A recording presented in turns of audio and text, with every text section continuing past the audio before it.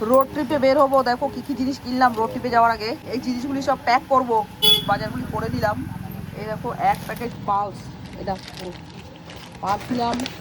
আর এখানে রয়েছে আমলকি রয়েছে, আর হাজমোলা রয়েছে, কাসুন্দি, মুড়ি মাখার আচার, এটা হচ্ছে কি চানাচুর, একটা সার্ফের প্যাকেট, সাবান নিলাম। সব দেখাচ্ছি আমার রোড ট্রিপের। চিড়ে ভাজা, মুড়ি, তারপরে আর কি আছে, আবার চিড়ে রয়েছে, কাঁচা চিড়ে, বাদাম, ছোলা, ছাতু, আর হচ্ছে ম্যাগি।